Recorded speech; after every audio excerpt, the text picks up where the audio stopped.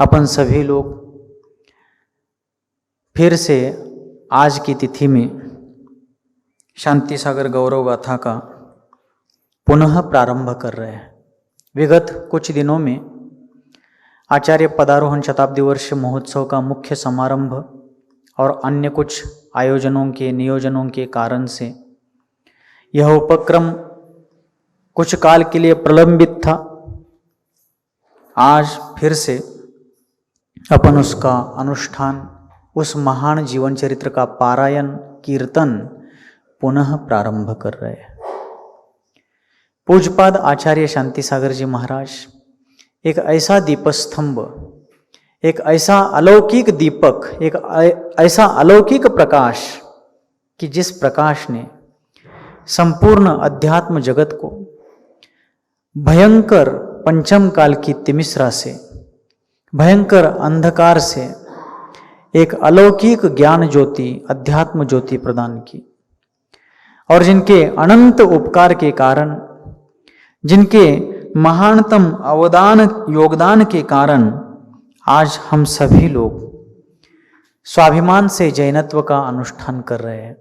ऐसे आचार्य महाराज जिनका आचार्य पदारोहण शताब्दी वर्ष और वह महोत्सव अपन सभी ने 10, 11 और 12 अक्टूबर को इसी पुनीत भूमि में, इसी समडोली धर्मनगरी में मनाया, जहाँ पर 100 साल पहले अपने पूर्वजों ने एक महान कार्य, एक ऐतिहासिक कार्य, एक दूरदृष्टि संपन्न विवेकपूर्ण कार्य यहाँ पर किया था। अपन पिछले सत्र में देख रहे थे, कहाँ तक देख रहे थे?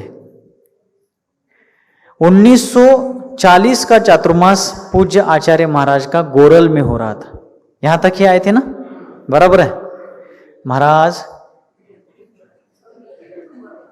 ಎಲ್ತಾ ಆಗೀತ್ ಏನೇನು ಆಗೀತ್ ಅದು ನಿಮ್ಮ ನೀವು ಧ್ಯಾನದಾಗ ಇಡೋದ, ಮುಂದೆ ಧ್ಯಾನ ಹೇಳೋದ, ನೀವು ಠರ್ಸೋದ. ನಾವ್ರು ಇಲ್ಲಿ ಬಂದು ಕೇಳವ್ರು ಈ ಕಿವಿಲಿ ಹೋಗ್ತಾನ, ಇಲ್ಲಿ ಈ ಕಿವಿಲಿ ಬಿಟ್ಟು ಹೋಗೋರು. ಚಲೋ ಮಾಡ್ತೀರಿ.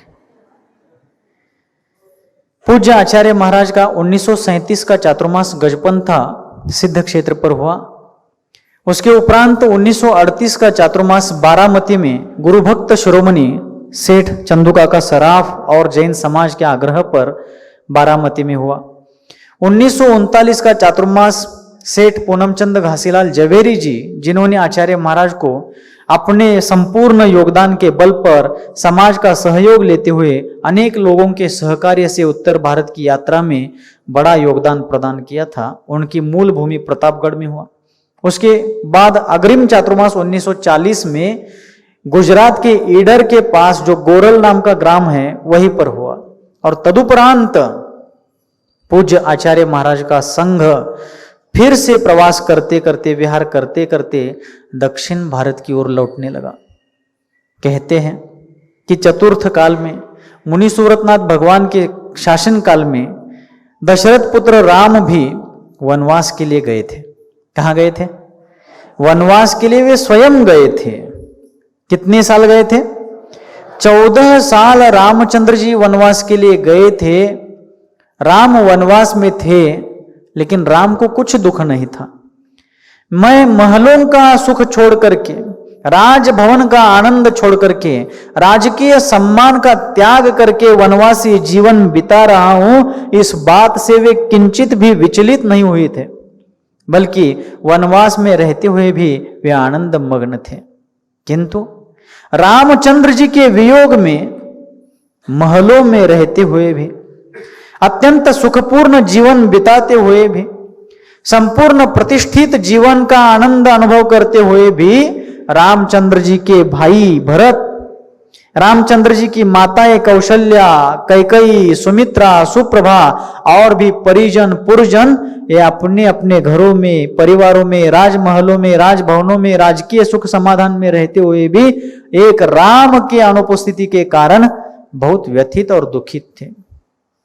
उसी प्रकार पूज्यपाद आचार्य देव शांति सागर जी महाराज, जिनका जन्म महाराष्ट्र के यलगुड नगरी में हुआ, जिनका बचपन कर्नाटका के भोज नगरी में हुआ, जिनका यौवन महाराष्ट्र कर्नाटक प्रांत में हुआ, और उसके उपरांत जब उन्होंने श्रामण्य को क्षुल्लक ऐलक दीक्षा के उपरांत मुनिपद को धारण किया, आचार्य पद को विभूषित किया, और उसके उपरांत 1927 के कुंभोज बाहुबली अतिशय क्षेत्र के चातुर्मास के बाद वे महामना मनस्वी आचार्य देव अपने संपूर्ण संघ के साथ तीर्थराज सम्मेद शिखर जी के दर्शन पूजन आराधना के लिए चले गए। उस घटना को, उनके उस विहार के प्रसंग को लगभग 14 साल होते आए थे। कितने साल? रामचंद्र जी भी 14 साल के लिए वनवास गए थे, लेकिन रामचंद्र दुखी नहीं थे, घर वाले दुखी थे। उसी प्रकार आचार्य महाराज 14 साल उत्तर भारत गए थे, लेकिन उनको मैं दक्षिण से आया हूं, कब दक्षिण लौटूंगा इसका कोई आकुलता व्याकुलता का विकल्प नहीं था। लेकिन दक्षिण भारत के लोग, सांगली, कोल्हापुर, बेलगांव जिले के लोग, महाराष्ट्र कर्नाटक के लोग चातक पक्षी की तरह, चकोर पक्षी की तरह राम की प्रतीक्षा जिस प्रकार अयोध्यावासी उस समय कर रहे थे, उसी प्रकार सांगली, कोल्हापुर, बेलगांव जिले के महाराष्ट्र कर्नाटक वासी इस पंचम काल के राम की प्रतीक्षा कर रहे थे। पलक पावड़े बिछाकर बैठे थे कि हमारा राम इस भूमि पर वापस लौटे और हमारे अयोध्या वासियों को घर में रहते हुए भी वनवास की यातनाएं भोगनी पड़ रही है, उनके वियोग में वो यातनाएं समाप्त हो जाए। और फिर आचार्य महाराज का विहार धीरे धीरे होते होते 1941 का उनका चातुर्मास धर्मनगरी अकलूज में हुआ। कहां पर? अकलूज में हुआ जरूर, लेकिन सांगली, कोल्हापुर, बेलगांव वाले तरस रहे थे। क्यों तरस रहे थे बताओ आप लोग? कोई इच्छित वस्तु यदि ज्यादा दूर है, हमारे लिए बहुत प्रिय है, लेकिन इष्ट भी है, लेकिन सब कुछ होते हुए भी वह अभी बहुत दूर है, तब इतनी आकुल व्याकुलता नहीं होती। लेकिन जो सबसे ज्यादा प्रिय है और जो हमारे आंगन में है लेकिन घर में नहीं है, खरं सांगा, ज्यादा माहेरला जात आहे, लई वर्षानं जात आहे, लई राहू दे, परवा कोरोना काळात 2 वर्ष कुठं हालता आलं नव्हतं, बरोबर? 2020-21 मध्ये 2 साल आपको कोरोना काल में अपना घर छोड़कर कहीं बाहर आना जाना करने के लिए अनुकूलता नहीं थी, और आप 2 साल बाद अपने मायके के गांव में पहुंचे। कहां पहुंचे? और मायके के गांव में पहुंचे, लेकिन अभी स्टैंड पर है। कहां पर है? स्टैंड पर है। घर अभी आधा 1 किलोमीटर दूर है। क्या होता है बताओ? खरं सांगाय, शेजाऱ्यांची शपथ आहे। हा, पाय सारखं टेकत नाही जमिनीला, बरोबर आहे की नाही? नक्की ना? पैर जमीन को चिपकते नहीं है, तुरंत पैर उठते, कितने भी घुटने दर्द करे, कमर दर्द करे और स्पॉन्डिलाइसिस हो जाए और कुछ भी हो जाए, सब ठीक ठाक हो जाते, 16 साल के नौजवान की तरह चलने लगते। क्यों? आकर्षण है अपने लोगों का, मायके का जायका। तौर मनी इव्यान ಹೇಳ್ತಾರಲ್ಲ, तौर मनी ध्यान ಬರ್ತಿದ್ಲ ನಾಯ್ ಅದ್ ಬಿ ಕರಿ ನಾಯ್, ಅವ ನಮ್ ತೌರ್ ಮನಿದ್ ಕರಿ ನಾಯ್ ಬಂದಿತ್ತು। अपने इष्ट के प्रति का जो अनुराग है, लेकिन वह इष्ट वस्तु यदि दूर हो तो आकुलता थोड़ी कम रहती है, किंतु वह इष्ट व्यक्ति आया है, वो मिलने वाला है, लेकिन अभी थोड़ी ही दूर है, निकट आया हुआ है, अब आकुलता बढ़ जाती है। कब जाए, कब मिले, वो कब आएंगे, कब मिलेंगे, इस प्रकार की भावना होने लगती है। और आचार्य महाराज का 1941 का चातुर्मास सानंद प्रभावना पूर्वक अकलूज धर्मनगरी में हुआ, और उसके उपरांत उस चातुर्मास में सांगली, कोल्हापुर, बेलगांव और आसपास के सभी लोगों ने बहुत जोरदार भक्ति भाव पूर्वक आचार्य महाराज को आग्रह किया कि अब लौट चले। क्या किया जाए? आपको लौट के चलना है, उस भूमि में चलना है जहां से यह धर्मगंगा प्रवाहित हुई है, प्रभावित हुई है, और जिसमें अवगाहित होकर के हम सब लोग पवित्र हुए हैं। लेकिन आज हमें फिर से उस धर्मगंगा में चिरकाल तक अवगाहित होना है, इसलिए आप हम पर कृपा करें और पुनः सांगली, कोल्हापुर की ओर लौट चले। लोगों की भावना, उनका पुण्योदय और द्रव्य क्षेत्र काल भाव के सारे निमित्त जुट गए, मिल गए, और आचार्य महाराज का विहार सांगली, कोल्हापुर की तरफ हो गया। और 1942 का चातुर्मास कोल्हापुर जिले के हाथकणंगले तहसील में जो कोरोची नाम का गांव है, कहां पर? कोरोची नगरी में वहां पर आचार्य शांति सागर जी महाराज का चातुर्मास हुआ। आचार्य शांति सागर जी महाराज के युगदृष्टा व्यक्तित्व के धनी थे। वे जानते थे सांगली, कोल्हापुर, बेलगांव, कम से कम इन 3 जिलों की जैन समाज संपूर्ण कृषि के ऊपर निर्भर होती है। कृषि प्रधान जीवन शैली जीने वाली यह जैन समाज जैन तत्वज्ञान और जैन आचार विचार से दूर ना हो जाए, इसलिए आचार्य महाराज निरंतर प्रयास करते थे कि लोग अपने जैन संस्कृति, जैन सिद्धांत और जैन आचार विचार से जुड़ करके अपने जैनत्व को सुरक्षित कर सके। इस संस्कृति को हजारों साल तक जीवंत रखने के लिए, इसको चिरायु बनाने के लिए यह सारा समाज फिर से इस धर्म प्रवाह में प्रवाहित होते हुए, अवगाहित होते हुए इस धार्मिक संस्कृति को, आध्यात्मिक संस्कृति को मजबूती प्रदान करे, इसके लिए आचार्य महाराज का भरसक प्रयास रहता था। और 1942 का चातुर्मास कोरुची में जब चल रहा था, उसमें एक और घटना हमारे लिए व्यक्तिगत, हम सभी महाराजों के लिए व्यक्तिगत बहुत अभिमानास्पद है। उस समय हमारे गुरु महाराज, हमारे जीवन के भाग्य विधाता सन्मति सागर जी आचार्य महाराज उम्र के 15 साल के थे। कितने? 15 वर्ष की उनकी उम्र थी। 1 अप्रैल 1927 का उनका जन्म। किनका? आचार्य सन्मति सागर जी महाराज का इस वर्तमान पर्याय में अवतरण जो हुआ 1 अप्रैल 1927 में हुआ, और उस चातुर्मास में वे 15 साल की उम्र के थे। कब? 1942 के चातुर्मास में जब आचार्य महाराज कोरुची में थे, उस समय गुरुदेव सन्मति सागर जी महाराज की उम्र युवा अवस्था, किशोरावस्था की थी, 15 साल की उम्र के थे। और उस काल में, उस चातुर्मास में आचार्य सन्मति सागर जी महाराज ने किशोरकालीन जीवन में अपने पूर्वजों के साथ, अपने बुजुर्गों के साथ, जिनको मराठी में वडीलधारे ऐसा अपन कहते हैं, उन पूर्वजों के, बुजुर्गों के साथ अपने गांव से, चांद शरदवाड़ से निकल करके बैलगाड़ियों में भर भर के लोगों को लेकर के उस कोरुची चातुर्मास में आचार्य शांति सागर जी महाराज का दर्शन, स्पर्शन और आनंद का हर्षण मनाया था। और हम इतने आनंदशाली है, हमें शांति सागर महाराज का दर्शन नहीं हुआ, किंतु एक बात जरूर है। कौन सी? सबके जीवन का लक्ष्य अर्थात ध्येय, सबके जीवन का ध्येय शांती होता है। होता है क्या नाही? शांती सगळ्यासनी पाहिजे? सगळ्यासनी का सारखं डोकं उठलेलं पाहिजे? शांति सभी को चाहिए। सुन रहे हैं? कान से के ध्यान से सुन रहे होगा? हाँ, शांति सभी को चाहिए, किंतु मति सन्मति बने बिना शांति की प्राप्ति नहीं हो सकती। हमें गुरु सन्मति सागर जी महाराज मिले और परंपराचार्य के रूप में शांति सागर महाराज मिले। आचार्य विद्यासागर जी महाराज ने एक मुक्तक लिखा एक जगह पर। वे कहते हैं, अरे लक्ष्यहीन तव प्रवास। क्या कहते हैं?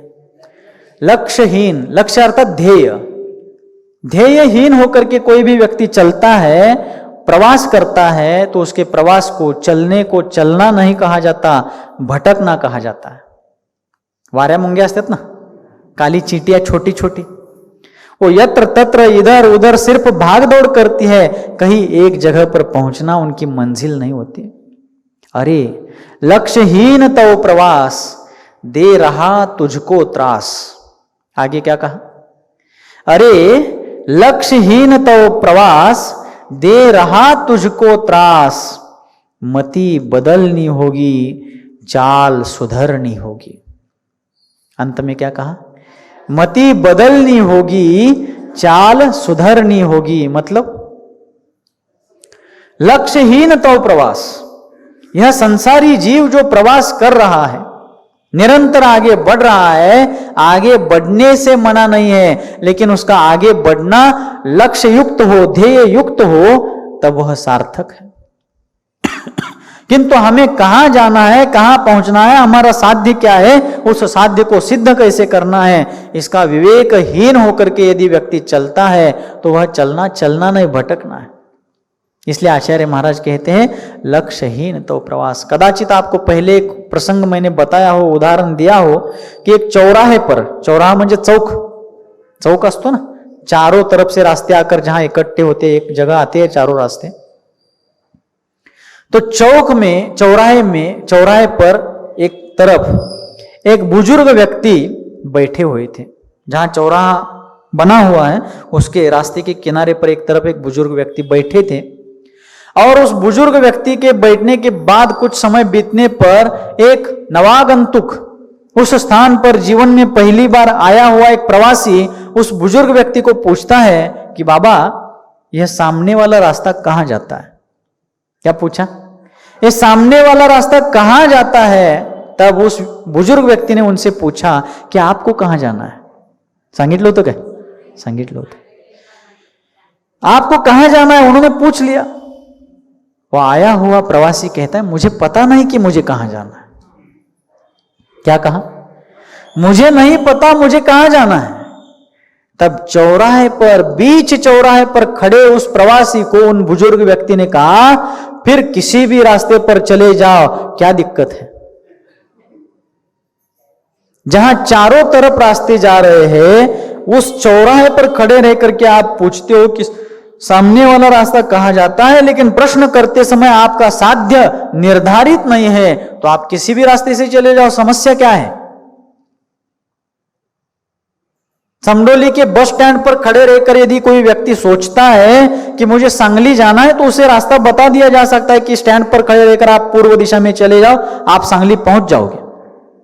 सांगली जाने वाला यदि पश्चिम दिशा, दक्षिण उत्तर दिशा में जाएगा तो समडोली से सांगली कभी नहीं पहुंच सकेगा। लेकिन जिसे जहां जाना है उसका साध्य निर्धारित किया गया हो, तो उसके लिए रास्ता या मार्ग जो है उसका दिग्दर्शन, मार्गदर्शन किया जाना संभव है। लेकिन जो बीच चौराहे पर खड़ा है किंतु उसका साध्य भी निर्धारित नहीं है, निर्दिष्ट नहीं है, तो वह व्यक्ति कहीं भी नहीं जा सकता, वह नियम रूप से भटकेगा। यह मनुष्य पर्याय भी एक चौराहा है। चौराहा ही मनुष्य गती सुद्धा एक चौक असल्याप्रमाणे चारी गतीतून इतर रस्ते येतात, चारों गतियों से यहां पर रास्ता आता है। और एक विलक्षण बात है कि यही से पंचम गति के लिए भी टेक ऑफ किया जा सकता है, ऊर्ध्वगमन किया जा सकता है।